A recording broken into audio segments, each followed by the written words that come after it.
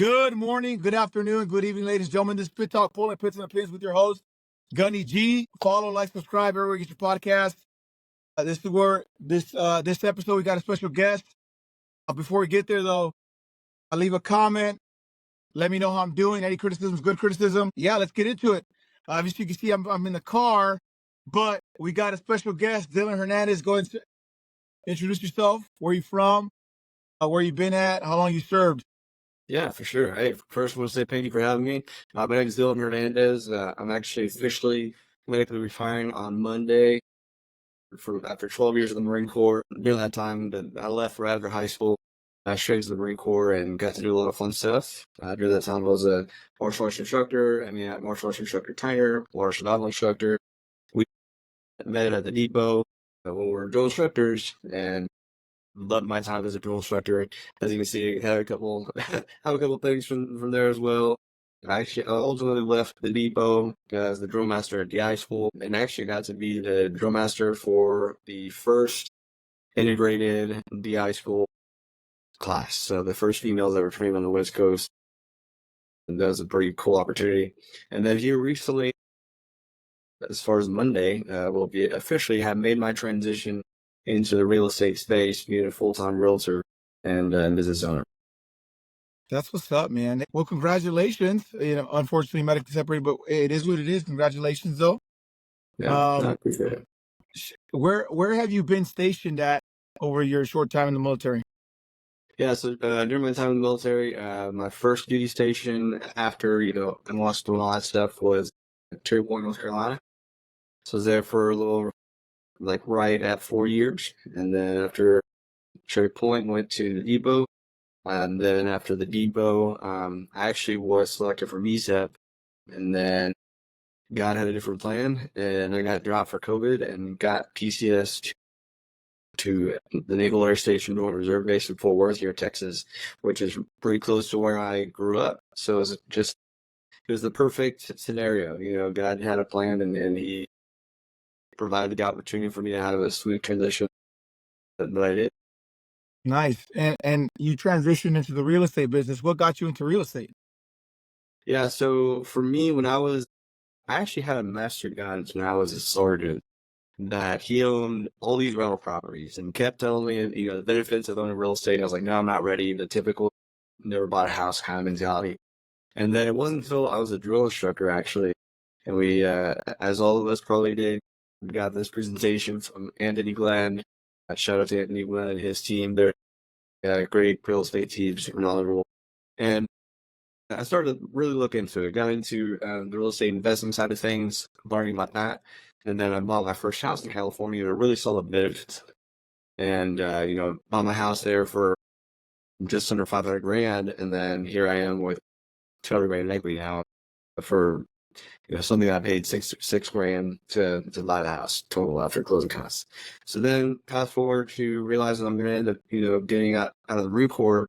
And to me, I realized that real estate was an opportunity for me to utilize what I learned in the Marine Corps in a different way, so I can continue to help people. And then it was also a job that my work ethic and willingness to work directly correlated to my productive I am in my business as well. Whereas in the Marine Corps, you're paid according to your rank, but you learn when you start to get out that you actually get paid for your work ethic, which is an awesome new concept. That's dope, man. And how you said you took one group of skills or skills, tools that you learned from the Marine Corps, you applied it to real estate. And now you're talking about, I remember you talking about 52 listings a year. That's what you're trying to go for. Tell us Yeah. about that. How do those two merge and correlate? Obviously it's working well, but give me something tangible for the listeners. Like, hey, this is how it's working. Yeah, so the one thing that we learn as Marines, and especially as drill instructors, is just to have a relentless work ethic, to be able to know that no matter what comes your way, like you're going to put in the work and make things happen. And in this job of being able to take that mindset and go in there as a as a Marine, as a drill instructor, you go in there and your mindset's not well, I'm a new drill instructor, or I don't know what I'm doing. Like, it doesn't matter. Like, you're a drill instructor. You're there to train your Marines, right? Same thing in real estate. Like, you're there, you're a real estate agent, like, period. You can still get sued the same as an experienced agent. You know what I'm saying? Like, your job is to help your clients to the best of your ability and ensure, and with the biggest transaction in their life in most cases. And so taking that mentality of just relentless pursuit of perfection and be able to utilize that into a different, occupation was something that I started, that goes a long way in these kind of businesses. Nice. I like that. So you talk about, excuse me, you talk about God. You said God had a different plan for me. How did your spiritual life take effect, or was it affected by your military service and or transitioning out? And how did it go from here to point A to point B, and if it stayed still? Yeah, so for me, I would say it's continued to grow stronger. I grew up in a faith-based household, and then I kind of got, I wouldn't say that I ever like steered away from it, but I did. I wasn't as strong in my faith, I guess you'd say. But throughout my military career, and this is something that very few people know about me, that I prayed for every major thing that I did. And because there's a lot of things that I just did because I was like, you know what, I'm going to go for it. Like, I might not be ready for it, but I'm going to go for it. And I would just pray and be like, Lord, just be with me. And if it be your will, let it be done. If not, then let me learn from it. And to me, it's been amazing to see, like, and that's been after everything that I've done. And I've, had the opportunities to do a lot of things that really taught me what they say in the Bible of, God doesn't call it qualified, he qualifies the called. And I really saw that through my career in the Marine Corps. And then I got to OCS and same thing, something just felt off when I was there during like their, what do you call it? The beginning of this COVID time. So I Yeah. was still in that first portion or whatever before the quarantine. And I prayed, and I'd already passed the COVID test, been fine, whatever. And it's like, Lord, if I'm where you want me to be, let it be done. Just give me a sign that I'm in the right place that you want me to be. And he works in plain ways, and the next day I got COVID and got drops. And then, and for me, I just trusted that okay, that's the sign. And then, but then I was like, well, what am I going to do? Because I was done as a drill instructor. I had already moved my family here in Texas. Yeah. And so I'm like, well, Lord, you did get signed, but where are you taking me now? And I was told by the monitor, sorry, there's no spots for you in Texas. Because I was like, hey, my family's already there. Like, I'm up for orders here. I'm like, where can I go? And I don't know if you remember Valdez from the depot. He was a kilo hound as well. And I hit him up because I knew he was in Fort Worth. And he just so happened to know a new unit that was standing up there. And they had the only spot for an active duty big for my MOS. Wow. And my master sergeant hit me up because, like, Valdez told me about you. I'll see you in a couple months. And I got orders to Fort Worth. I was like, it's just crazy to see how I work. And again, it's just, I've got so many, I could talk for hours about it, but, there's just been too many things that I've prayed for and just for guidance. And it's worked in a way that I just can't deny, what's happened. The Bible says only a fool will deny that there's no God, right? Exactly. And it sounds like divine step by step has been placed for you in it. Great, man. That's awesome. I appreciate that. But let's peel a layer back real quick. For You sure. talk about, spirituality. You said, I wasn't always in there. What happened while you were in the service that took a dip? Well, that's a good question. I wouldn't say I could pinpoint it directly. I would just say, like, I was just focused on other things, like being a new Marine, trying to get my feet under me, find what I'm going to do, So and like when I was in NY school and stuff like that, I started to hang out with the best, most motivated crowd, and so I had a little bit of a terminal lanes kind of mentality in NY school. So I would say that might have also kind of contributed to it. I was just focused on other things, and then luckily I had a good mentor. His name was Michael Doherty when I was in Cherry Point. Shout out Michael. He's a great guy. He's a gunner at the time, and he kind of took me under his wing, and then again, just things kind of escalated from there in a positive way. Absolutely, man. Sounds like I need to be you're my electronic Rolodex. I need you to pick your brain a little bit, man, because it sounds like, All about everything it. that you're doing is on the up and up, and that's where I want to be. I just want to be, a small folk over here, Dylan. I want to be where you're at, I was top. What I got to touch against spirituality because, right now service members suffer with mental resilience, right? And what's the best way to, be better mentally? I think spiritually, you gotta lean into that broken part of you mentally and just lean into something spiritual, something holistic. It doesn't have to be faith-based religion, Christianity, Catholicism, whatever it is that you're leaning into, but you got to lean into it. It's because it helps you hear and it helps your soul hear in your heart, right? Yeah. What you said, your mentor, what happened that you realized that this is something that you needed for your success in life, right? Because you're married. Do you have kids? I'm married and we've got two children. So what triggered you to be like, okay, I need to lean in back into what my roots were, brilliance in the basics, right? It kind of correlates. Right. What happened that you need to lean back into that spirituality? I would say it didn't start off like from a faith-based realization. That the mentor, Mike, he took me under his wing and kind of gave me a new perspective on the Marine Corps. And then from there, I started leaning into just getting, going back into where I started and my roots of just be competitive and always wanted to be the best that I could in everything that I did. And not necessarily to be able to say, hey, I'm better than you, but to be able to create for us all to rise together. And in doing so, like I started to get into, again, before every major thing I did, starting with the MAI course, I wasn't ready for it, but I was like, Lord, just be with me, and then it ended up working out, and I'm, you know, having a great time there, graduating there, and then on to the next course. And from there, when I was at the night course, prayed about it, and I failed my first test. I didn't take it serious enough, but then I passed the remedial test with 100, and then after that, found out that I would have gotten honor grad if I hadn't failed that one test. And it was another spark in me that was like, I'll never let that happen again. And so everything that I did beyond that was like, okay, my goal and focus is to be honor grad or gung ho at every class that I go to. And again, prayed before everything I went.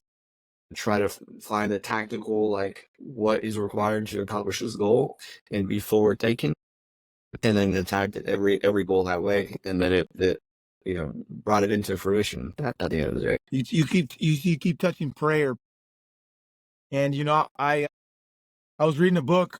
There's no atheist in foxholes, right? I just kind of skimming through it. I don't know if you heard about it or not, but it's a chaplain talks about his time serving with the Marines and the Navy, and he talks about how else can you have the answers if you don't pray, right? How else can you move forward or give the people the right advice, or get the right advice, or get that feeling or that sensation of conviction of this is what I should be doing, this is where I should be moving forward. Prayer is a big thing. How does that how did that help you? Were you always married in the military?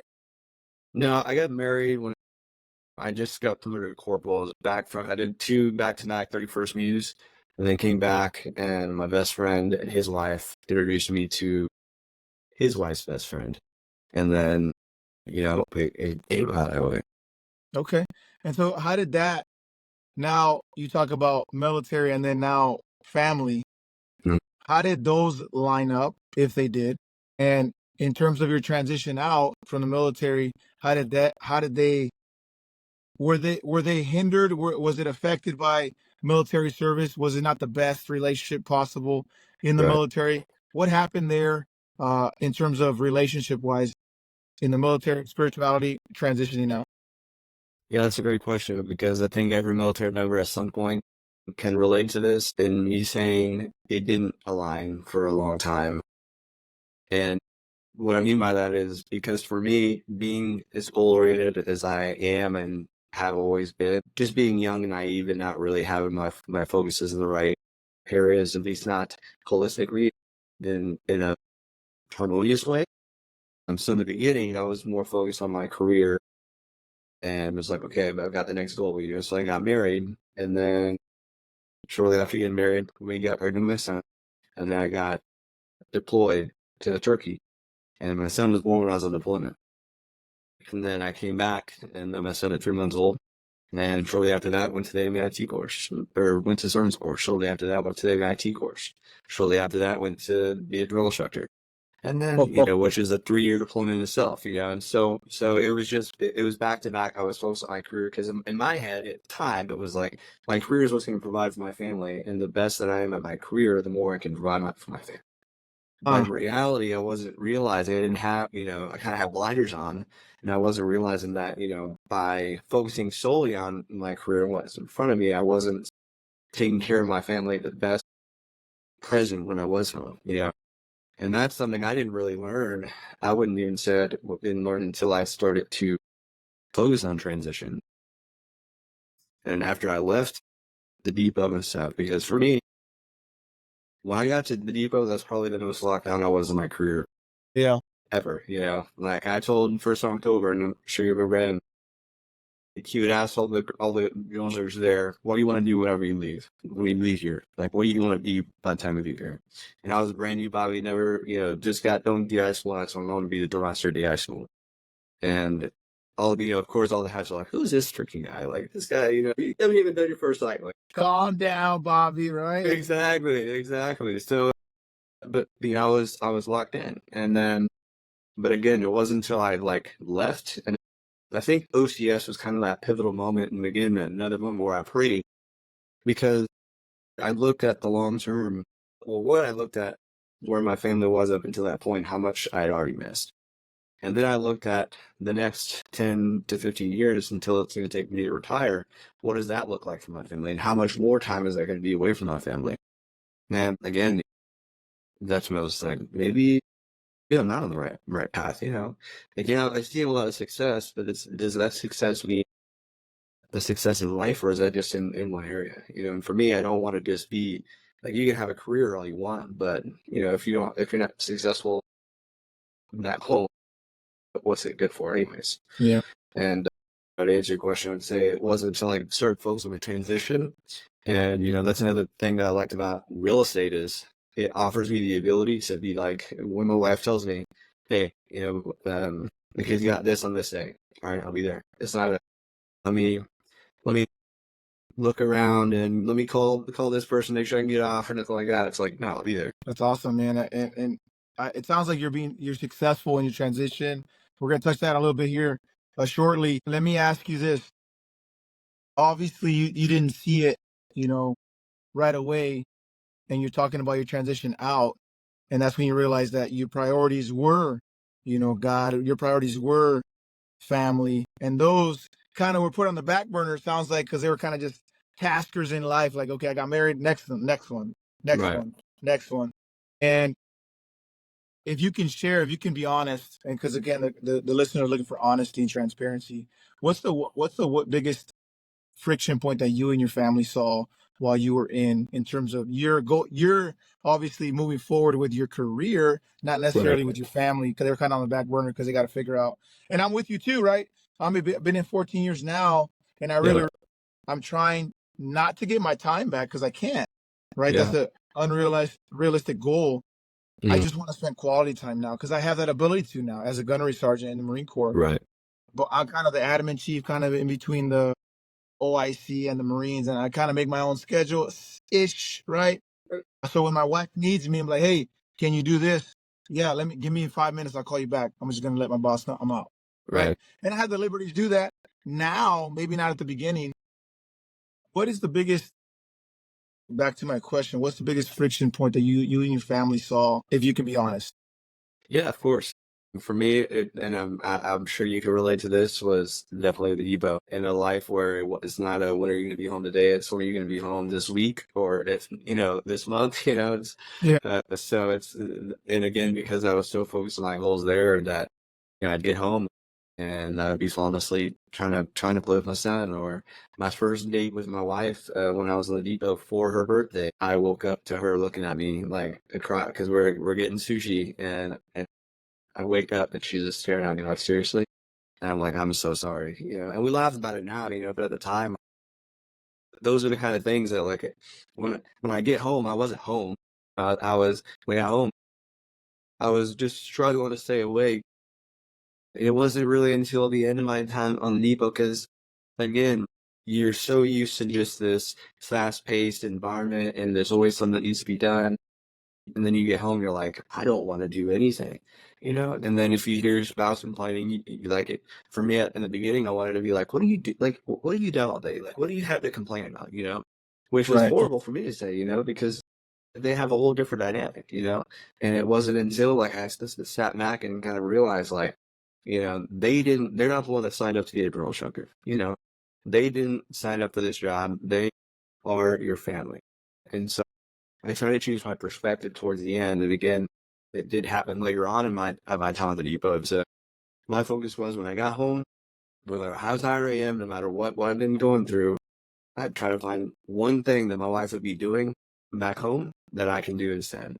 And that means doing the dishes, I'll go do the dishes. That means just taking the kids for a second, I'll be taking the kids. Whatever that meant, I tried to, fix that by doing something that she would be normally doing. But the depot was definitely a time that we had the biggest, most issues because, again, the family dynamic, the schedule, getting home, not being present, going back and forth to Texas because my daughter lives in Texas with their real dad. So there's just a lot going on at once. That's crazy. So, you talk about fast pace, always doing this, always doing that, T days, this, that, and the other, Black Friday, whatever it is that we're doing out there, you Right. know, it's so fast paced, they're moving at a different pace. And so when we slow down, you talk about transition from the depot, when we slow down, did life hit you hard or was it I kind of snapped in, I'm ready to go, let's get. I would say in certain ways it did, in certain ways it didn't. What I mean by that is, luckily, I had that year at the high school that kind of helped as far as the fleet transformation of not being in that seed drill surge mentality. And so that helped in that way. But the thing that I noticed whenever I got stationed in Texas was we had some growing pains that I attributed to that was the first time in our whole marriage that we had been together consistently, because so that like growing pains that people typically would see in the beginning of their relationship, it felt like we were kind of starting to see later on in a relationship because we were actually had time where I was coming home every day and, that had the kids' schedules and we had different things that was almost new to me just because of everything I'd done previous in the Marine Corps. That's crazy, man. I'm with you too, because I remember, oh boy, I had to figure out, and I think only service members can relate to this, right? I think that we're in a constant, whether you're the husband or the wife, whatever it is, you're never fully home. And so, I see all these posts, all these videos, inspiration, like just get in there and get snapped, get in there and just take it.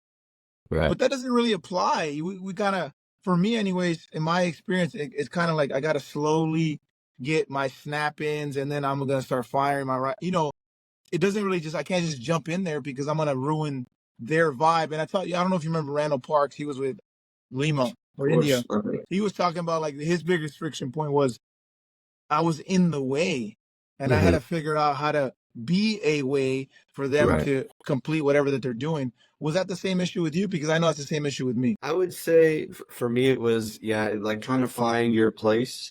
Is that what you mean? Like find your place at one? Yeah, I would say that kind of plug in and be able to be a help now. It's not just like I'm home and I'm just trying to just relax. Like I'm at home and I'm trying to be at home. And what can I do to help? Can I take the kids to, practice or whatever the case is, So like there's that transitional period and I like to call it, because a lot of people that talk about having balance in life. And I've come to realize there's no way you can find balance, but you can find harmony. And what I mean by that is, at the end of the day, whether it's Marine Corps, whether it's civilian side of things, you do have to support your family in some way. And that time is not going to be equal to the time you spend with your family in most cases. So it's about finding the harmony and the balance. So not the balance, but the harmony. So where it all works together. So yeah, you might be spending more time here, but when you're home, you are home, and you've got these scheduled times for this. You got your vacations. You got this and that. So that way everything works together, and there's not that friction point. Absolutely, man. I appreciate you being transparent. Honestly, I think everybody and honest, and everybody truly, you can hold into realistic life experiences. Let's talk about your transition, man. It Yeah, sounds like, you know, did you do SkillBridge? I did. Yeah, so So SkillBridge has been good to you, obviously, right? yeah, Hitting the, are you halfway through your 52? What's that like right now? yeah, not yet. But I am on track to make that happen, which is a huge jump from last year. So I mean, I'm over doubling my business from last year. But as far as the transition goes, like for me, I think what helped me, because I've had a lot of people that have mentioned, my transition is, and it seems like it's gone pretty smooth. And I would say relatively it has, but I think the reason behind that, and one thing that I always try to, express to military members is I started my transition almost 2 years ago. Like Well, I went with the vision of knowing like whether it's, whether I'm getting out just by getting out, or unfortunately at the time, like, after the depot, my body just started catching up to me. I knew that I was getting out. And so therefore I started implementing that plan, about 2 years ago, and identifying, okay, if I'm getting out, what am I going to do? And I know it's going to be real estate. Right, so if I'm going to do real estate, what do I need to do there? And it's funny because I remember in OCS, when I realized getting dropped, and I just kind of felt like God was leading me in a different direction. I made a list, and it was, the road. I think I titled it like the road to millionaire. I just found it like a month ago, and I made a list of, okay, these are the things that I'm going to do to get me to my goal. I think it was a 5-year or 10-year goal. It was a 5-year goal. And it's funny to see, like, I've already started accomplishing those kind of things. And so to answer your question, as far as the transition goes, I started 2 years ago and started finding what are the tangible skills and the tangible things that I need to be doing in order to ensure that whenever that time comes, whenever that needs to get signed and there's no more paychecks coming in, am I prepared for it?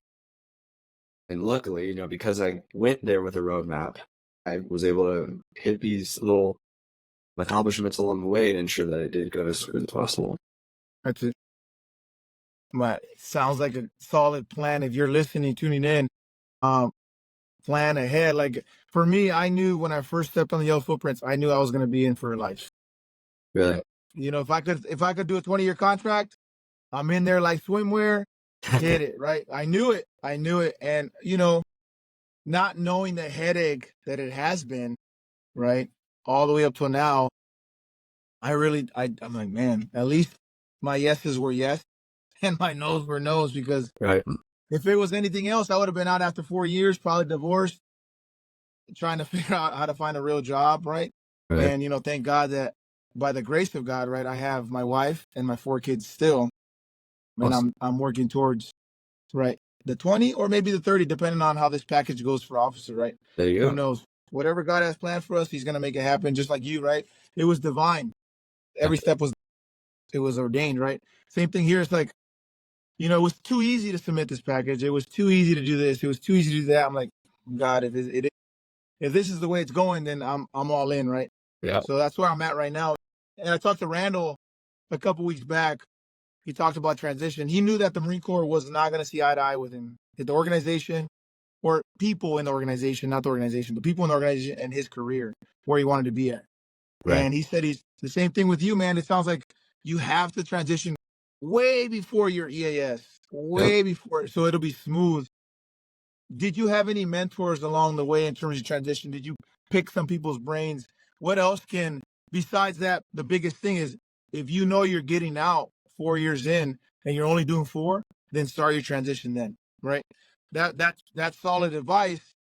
But did you have mentors along the way to help you with that? So in regards to mentors on the transition side, I can't say that I can pinpoint any specific person, but I was always talking to other people, either that have gotten out or, are planning on getting out, stuff like that.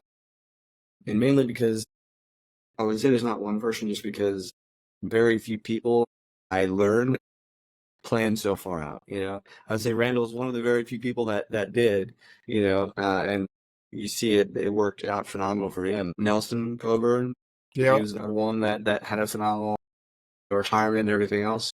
So I wouldn't say there was a specific person. For me, it was just I had to find what actions is going to take, And because I've seen so many senior leaders that didn't do it. Like for me, the decision to make that plan early on was because I had seen somebody that went without a plan that either had to get back in or they got out and they struggled and they had these, horrible transitions. And so like, you learn from the good, you learn from the bad, and you make the best decision for you. And so luckily I was able to see, those good and bad examples and create a plan together and make it happen. Absolutely, man. Sounds awesome out, and I thank God for that because it's been smooth for you. At least from what I see. I do have one question for you. We're in a culture right now with young people and mental resilience, right? We talked about it earlier. What up here, if you can pinpoint something tangible, like, hey, this is what it was. This is what I was dealing with. This is what I did. Whether it be physical fitness, whether it be reading more, whether it be praying more, right? It sounds like you were praying and pretty physically fit. Give them something that's not this that they can do to help them with this, right? I'm sure you know what I'm talking about, right? Right. Yeah, I mean, I think when it comes to bettering yourself, you have to better yourself in all manners.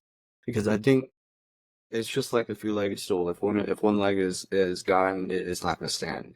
And you have to be good, in my opinion, spiritually, physically, and mentally. Like if if your mental health is not good, you're not going to be able to perform the others. If your spiritual health is not good, I would argue that you're not going to have the performance and confidence in yourself and what you've got to come. And if you're not physically, good, then your body and it's going to catch up to you.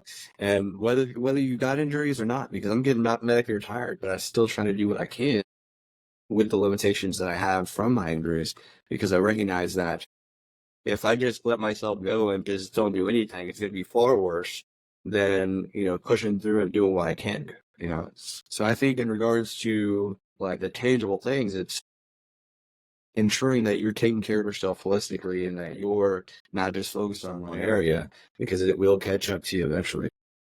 Yeah, man. Growth, change starts with you as the individual, right? Obviously, Yeah. things are going to happen. Chaos is going to happen, but it sounds like you really you took it, you took life by the reins, and you said, "Look, a change is going to happen. Change is going to start with me first Exactly. before it's outward." So if you're listening, yeah, I know some Marines that are going through it now, service members that are going through it now. Change starts with you. It really does. It really Yeah. does. Go ahead. Sorry, I didn't make you out. No, No, you're good. no, I just wanted to say one more thing to that is control the controllables. I made a post about this last week, but so many people, they focus on the outside things that they can't control. You can't control what other Marines do. You can't control what your command does. You can't control if you get an injury that's career ending. Yes, you can do things to try to prevent those things, but at the end of the day, freak things happen, right? But what you can control, and the only thing you do have a control on, is your actions and what you do to prepare for anything that comes, whether that's getting out, whether that's financially, whether that's, whatever the case is. You can control yourself and how you respond to certain situations that you have. And that ultimately is going to dictate whether you succeed or whether you fail, regardless of what gets thrown at you, whether it's good or bad. So control the controllables, and you'll be able to succeed regardless of what it comes your way. Absolutely, man. You kind of jumped into my last question where, hey, That's it. give them the last tool for the toolbox, something tangible. Control the controllables. That's what it is. If you're listening, control the controllables. You can't control everything, but you can control yourself and the choices you make for you and your family. So that's good. If you're listening, hey, Dylan, where can they reach you at if they're trying to learn some more? For sure. Anyone wants to have a conversation, whether it's transition, whether it's Marine Corps, whether it's real estate, or you just need someone to listen to you, because I understand that in most cases that's all most people need is just someone to listen to them. You can find me on Instagram at _Dylan Hernandez, or if you Google Dylan Hernandez. Take it easy. Take it easy.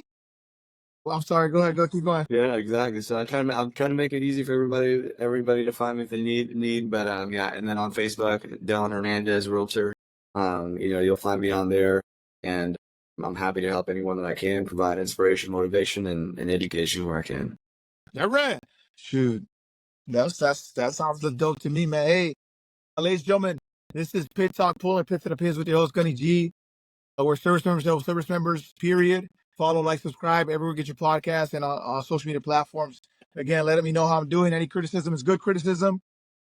Ladies and gentlemen, we out. We out.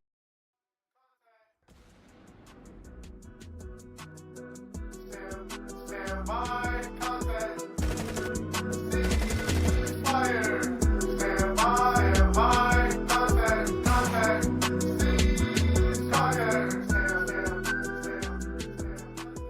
Pit Talk is a podcast featuring active service members who discuss their thoughts and opinions on various issues surrounding military life, current events, and history. The statements heard here are the opinions of its members and guests. These do not necessarily reflect the views of the Department of Defense and are not endorsed or sponsored in any way. Listener, viewer discretion advised.